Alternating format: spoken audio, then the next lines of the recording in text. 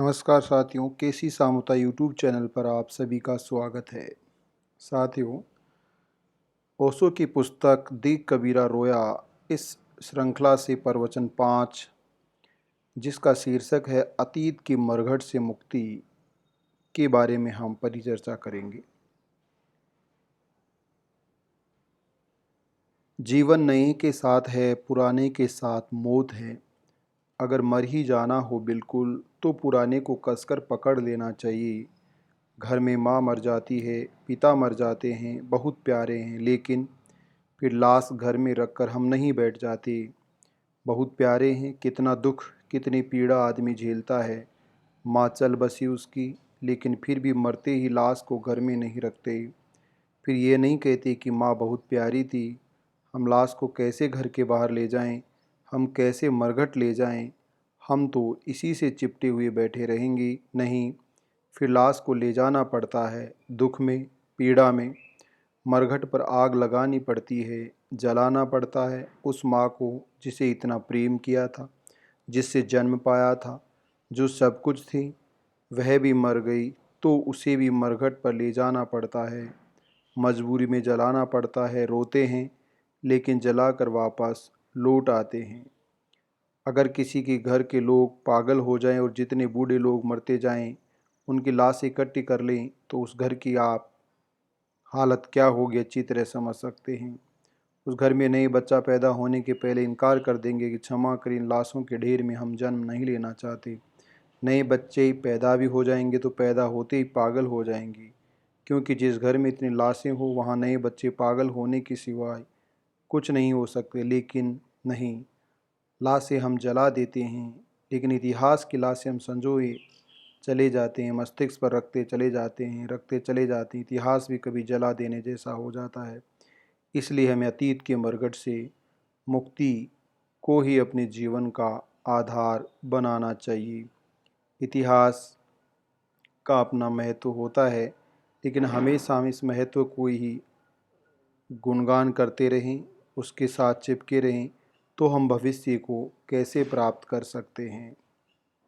साथियों, ओशो कहते हैं हम अपनी ही धारणा थोपते रहते हैं। शास्त्रों पर, सिद्धांतों पर, महापुरुषों पर हम पूजा कर रहे हैं या अन्याय कर रहे हैं। ये बिल्कुल अपराधपूर्ण है, क्रिमिनल एक्ट है। मुल्क को सख्ती से ममानियत होनी चाहिए कि कोई आदमी कृष्ण की तरफ से बोलने का हकदार नहीं है। न वे महावीर की तरफ से, बुद्ध की तरफ से अपनी बात कही। अगर महावीर के लिए भी कहना तो ये कहें कि ये मैं कहता हूँ महावीर के संबंध में। महावीर कहते होंगे कि नहीं कहते, मैं मानने को मुझे कुछ भी पता नहीं। हम वही समझ सकते हैं जो हमारी स्थिति है। एक दिन एक रात बुद्ध प्रवचन करते थे। प्रवचन के बाद रोज का उनका नियम था कि भिक्षुओं को, श्रोताओं को कहते कि जब जाओ, अब जाओ, रात्रि का अंतिम कार्य करो। वे भिक्षु 10,000 भिक्षु उनके साथ होते थे। रात्रि का अंतिम कार्य ध्यान था। सोने के पहले ध्यान करो, फिर सो जाओ। तो रोज़ रोज़ ये कहने की जरूरत नहीं थी कि ध्यान करो, तो वे इतना कह देते थे कि अब जाओ, रात्रि का अंतिम कार्य करो। उस दिन एक चोर भी आया था। सभा में एक वेश्या भी आई थी। चोर ने जैसे ही सुना कि जाओ अब रात्रि का अंतिम कार्य करो, अरे उसने कहा कि बहुत रात हो गई, चांद कितना चढ़ गया, जाऊं अपना धंधा करूं, ऐसी रात पर गवा दूंगा धर्म में तो मुश्किल हो जाएगी। धर्म में थोड़ा बहुत वक्त गवाया जा सकता है, फिर धंधा करने जाना ही पड़ता है। धर्म ही एक धंधा है, चाहे चोर हो चाहे साहूकार हो। वेश्या ने सुना कि रात्रि हो गई, अपना काम। वेश्या बोले, अरे ग्राहक आ चुके होंगे, मैं जाऊं। बुद्ध ने एक ही बात कही थी। भिक्षु ध्यान करने चले गए, चोर चोरी करने चला गया, वेश्या अपनी दुकान पर चली गई। बुद्ध ने जो कहा था वह एक था, लेकिन उसकी व्याख्याएं अलग अलग हो गई।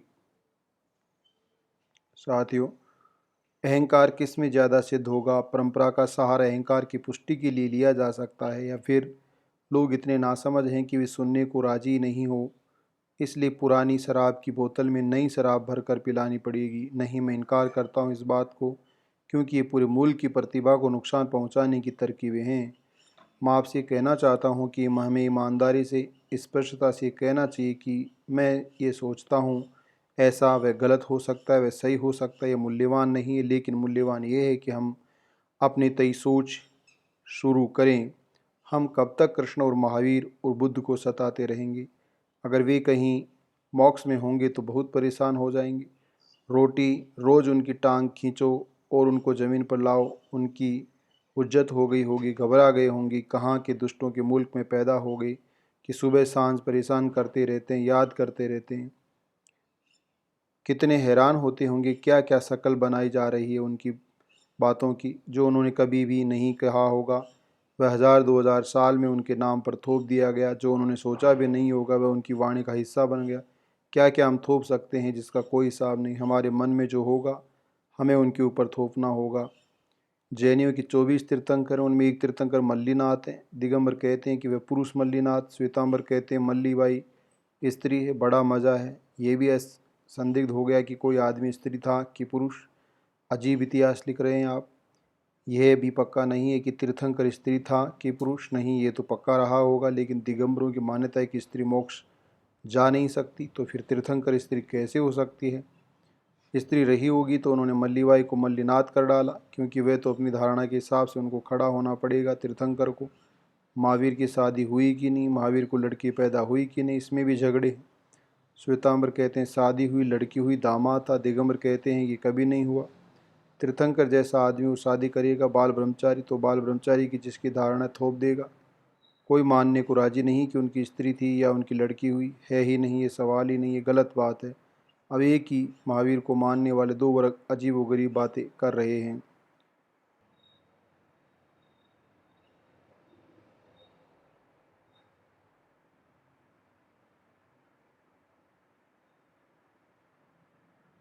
समाज की शिक्षाएं समाज की खबर लाती हैं कि कैसे लोग होंगे। शिक्षाएं उन्हें देनी पड़ती हैं जो शिक्षाओं के प्रतिकूल होते हैं। जिस दिन दुनिया पर धर्म आ जाएगा उस दिन धर्म की शिक्षाओं को देने की आवश्यकता कम हो जाएगी।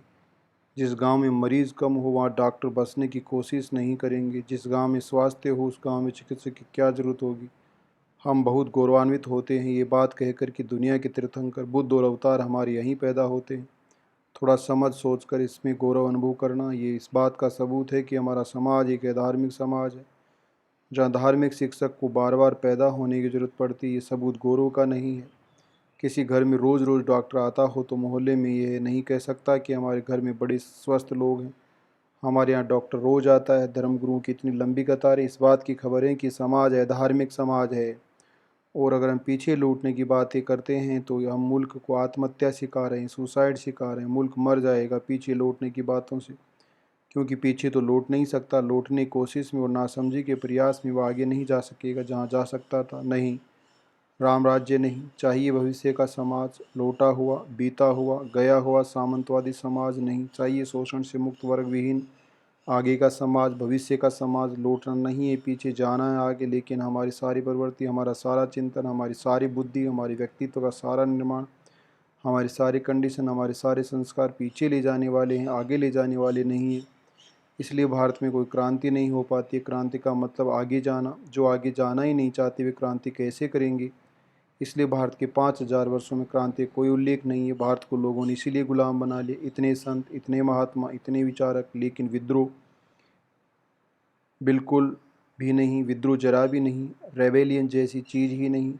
विद्रोह तो वे करते हैं जो आगे जाना चाहते हैं। जो आगे जाना चाहते हैं उन्हें अतीत को इनकार करना पड़ता है। जो आगे जाना चाहते हैं उन्हें पिछली जड़ों को काटना पड़ता है। जो आगे जाना चाहते हैं उन्हें पीछे का मोह छोड़ना पड़ता है, तब वे आगे जा पाते हैं। लेकिन हम, अगर हमारा बस चले तो हम अपनी माँ के गर्भ में ही रह जाएं, वहाँ से बाहर न निकलें। अगर कोई बच्चा सच्चा भारतीय हो तो उसे इनकार कर देना चाहिए कि मैं माँ के गर्भ के बाहर नहीं आता। माँ के गर्भ में बड़ी शांति से जी रहा हूँ, संतोष से जी रहा हूँ, कोई दुख नहीं है, मज़े कर रहा हूँ। इतना सुख कहाँ मिलेगा, मिलता भी नहीं। कितने अच्छे मकान बनाओ, कितनी अच्छी कोच बनाओ, कितने अच्छे गद्दे लगाओ, तकिए लगाओ, माँ के पेट में जो सहूलियत है, कंफर्ट है, जो सुख है, जो सुविधा है, जो शांति है, वह कहाँ मिलेगी। मनोवैज्ञानिक तो कहते हैं कि माँ के पेट में बच्चा जो सुख जान लेता है उसी सुख के कारण वह उसी तरह की चीज़ें बनाता चला जाता है। इतने मकान, अच्छे गद्दे, तकिए, कार, इन सब के भीतर खोज ये चल रही है कि माँ के गर्भ में जैसी शांति और सुख मिलता था वैसा मिल जाए। लेकिन बच्चे को माँ के पेट के बाहर आना पड़ता है। बड़ी रिवोल्यूशन हो जाती है, बड़ी क्रांति हो जाती है। सारा जीवन अस्त व्यस्त हो जाता होगा, क्योंकि न वहाँ खाने की फ़िक्र थी, न नौकरी करने की, न एम्प्लॉयमेंट की, न मकान बनाने की, न कोई झंझट था। सारा जीवन चुपचाप चलता था। 24 घंटे तंद्रा में, निद्रा में सोने का आनंद था। वहाँ कोई दुख नहीं था, सब सुख था। मनोवैज्ञानिक कहते हैं कि मोक्ष का ख्याल गर्भ के अनुभव से पैदा हुआ है। वहाँ सब कुछ था, कुछ कमी नहीं थी। वही मन में कहीं स्मृति में मनुष्य के गहरे में गूंजता रहता है, कोई एक ऐसी जगह होनी चाहिए जहाँ सब सुख होगा, कोई दुख नहीं। कोई एक ऐसा स्थान होना चाहिए जहाँ सब शांति होगी, कोई अशांति नहीं। कोई एक ऐसा स्थान होना चाहिए जहाँ कुछ भी नहीं करना पड़ेगा, सब कुछ हो जाएगा। वहीं कहीं बीच में छिपी हुई स्मृति माँ के गर्भ की है। लेकिन बच्चा अगर कह दे कि नहीं जानता हूँ यात्रा पर जीवन की क्या होगा, उसका अर्थ माँ को उसे छोड़ना पड़ता है, माँ से अलग होना पड़ता है। थोड़े दिन माँ से चिपटा रहता है, फिर अपने पैरों पर चलने लग जाता है। फिर धीरे धीरे माँ और उसके बीच फासला पैदा होता चला जाता है। फिर कल एक और स्त्री उसके जीवन में आएगी, शायद माँ को वह भूल जाएगा। वह अपनी यात्रा पर जा चुका है, वह माँ से पूरी तरह स्वतंत्र हो गया। जीवन की यात्रा आगे की तरफ है, आगे की तरफ है, रोज़ आगे की तरफ। पिछला छोड़ देना पड़ता है, चाहे कितना ही सुविधापूर्ण रहा हो। आगे की असुविधाएं झेलनी पड़ती हैं ताकि हम और नई सुविधाओं के जीवन को उपलब्ध हो सके। पिछला कितना ही अच्छा घर रहा हो, उसे छोड़ देना पड़ता है ताकि अनजान और नए घर हम बना सकें। जीवन की खोज निरंतर अतीत से मुक्त होने की खोज है, और भारत के लिए चिंता करने जैसी बात है। भारत अतीत से चिपटा हुआ है, उसका मन वहीं रुका हुआ है। उसे जोर से पकड़ लिया अतीत को। वह माँ के गर्भ के पकड़े हुए कहता है कि नहीं, हम यहाँ से आगे नहीं जाएंगे। इस वजह से हम सिकुड़ गए, इस वजह से हमारी ऊर्जा क्षीण हुई, इस वजह से हमारी प्रतिभा नष्ट हुई, इस वजह से हम बौने हो गई, इस वजह से हम सिर उठाकर अज्ञात की यात्रा पर जाने में भयभीत डर लगता है, अनजान घबराहट लगती है। अपने घर में रहो। ये प्रवृत्ति ने भारत को हिंदुस्तान के भीतर कैद कर दिया। भारत नहीं जा सका विस्तार पर, लेकिन अपने को समझाने की हम बहुत होशियारी की बात खोजते हैं। हम कहते हैं हम आक्रमण नहीं करना चाहते, इसलिए हम अपने घर में बैठे रहते हैं। हम अहिंसक हैं, इसलिए हम कहीं नहीं जाना चाहते। लेकिन अहिंसक से अहिंसक आदमी को जरा सा उकसा दो, उसके भीतर से खूंखार आदमी खड़ा हो जाता है। अहिंसक आदमी को जरा सा कुछ कह दो, उसके भीतर क्रोध उबलने लगता है। कैसा अहिंसक आदमी, कैसी है ये अहिंसा। चीन का हमला हुआ, पाकिस्तान का हमला हुआ, अहिंसक आदमी को आप देख लेते कि अहिंसा कहाँ गई, उखड़ आई सारी की सारी, भीतर तो कुछ भी नहीं है। हिंदुस्तान में कभी कविताएं करने लगी कि सिंहों को छेड़ो मत, हम बब्बर शेर हैं, लेकिन घर के बाहर कविता सुना रहे हैं लोगों को, कहीं जा नहीं रहे। सारा हिंदुस्तान कविता कर रहा है, जैसे कि कविताओं से कोई युद्ध जीत जा सकते हैं। दुनिया में ऐसे कविताओं का बुखार जुनून कभी भी नहीं आया होगा जैसे हिंदुस्तान में आया। गांव गांव में कवि पैदा हो गई, जैसे बरसात में मेंढक पैदा हो जाते हैं। वे सब कहने लगे कि हम शेर हैं, सोते हुए शेर को मत छेड़ो, तुम्हारी कविताओं से तुम शेर सिद्ध हो जाओगे। तुम्हारी ये जो बहादुरी तुम कविताओं में बता रहे हो, कवि सम्मेलन में मंच पर हाथ पैर फेंक रहे हो, इससे कुछ हो जाएगा नहीं। हिंसा तो बहुत भीतर है, लेकिन साहस भी नहीं है बाहर जाने का। तो वह हिंसा कहीं कविताओं में निकलती है, कहीं बातचीत में, शुद्रता में निकलती है। लेकिन बाहर हम नहीं गए इस देश के। उसका कारण ये था कि हम पकड़ते हैं, रुकते हैं। गांव का आदमी गांव में रुक जाता है, शहर में नहीं जाना चाहता, डरता है कहाँ जाएं। जो आदमी एक छोटी दुकान करता है उसी पर रुक जाता है, किसी तरह से गुजारा कर लेंगे। कहाँ जाएं, कौन झंझट पाले, कौन अनजान है, परिचित उतरे। यह आगे बढ़ने का नहीं, पीछे जाने का संकेत है। सारी दुनिया विकसित हुई इसलिए वह अनजान व परिचित जाने को आतुर है। जब भी उन्हें मौका मिल जाए अनजान जाने का, वे जाने माने छोड़कर अनजान में चले जाएंगे। हम हैं मजबूरी में जाना पड़े तो बात दूसरी। जब तक हमारी सामर्थ्य चलेगी हम जाने माने को पकड़ कर रुके रहेंगे, जाने वाले को नहीं जाने देंगे। स्थिति शुभ नहीं है, मंगलदायी नहीं है।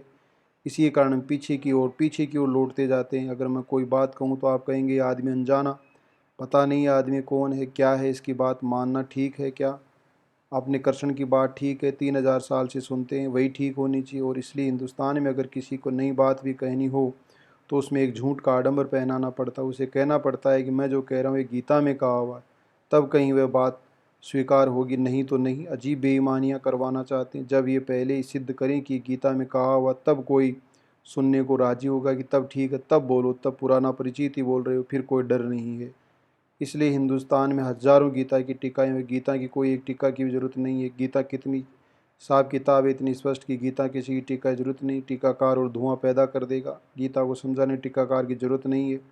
कृष्ण ने इतनी स्पष्ट बात कही, इतनी सीधी कि टीकाकार में क्या जरूरत है। लेकिन 1000 टीकाएँ 1000 मतलबी वाली से क्या सिद्ध, दो बातें सिद्ध होती हैं। या तो कृष्ण का दिमाग खराब रहा होगा कि एक बात 1000 मतलब रहे हो, कोई मतलब ही नहीं रहा, मतलब ये रहा 1000 मतलब जिस बात की हो उसमें कोई मतलब ही नहीं रहा। या फिर 1000 टीकाकार क्या कह रहे हैं, जो कहना चाहते हैं उसको ज़बरदस्ती बेचारे कृष्ण के नाम से हमारे ऊपर थोप रहे हैं, इसलिए 1000 टीकाएँ पैदा हुई। नहीं तो हज़ारों टीकाओं की क्या ज़रूरत।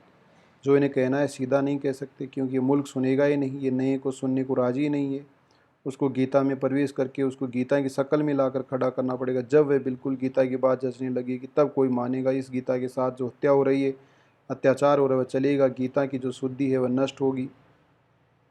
अभी मेरे खिलाफ़ जो लोग ने इधर लिखा है, उन्होंने कहा कि गांधी जी विनम्र थे। मैं नहीं हूँ, मैं कह रहा हूँ वो कहते थे गीता में लिखा, महावीर ने कहा, ये टॉलस्टॉय कहता है, रस्किन कहता है, रामचंद्र जी। तो मैं तो वहीं कह रहा हूँ जो सदा कहा हुआ, विनम्रता नहीं है, ये मुल्क के बुनियादी रोगों में से एक रोग है। जो मैं कह रहा हूँ वह मुझे कहना चाहिए कि मैं क्या कह रहा हूँ, चाहे वह गलत हो चाहे वह सही हो। मैं जो कह रहा हूँ उसे कृष्ण के ऊपर थोपना न्याय है, बिल्कुल क्राइम है। मैं कहूँ कि कृष्ण कह रहे हैं, मुझे क्या पता ही कृष्ण क्या कह रहे हैं। कृष्ण के अतिरिक्त कोई दावा नहीं कर सकता इस बात के कहने कृष्ण क्या कह रहे हैं। कौन दावा करेगा?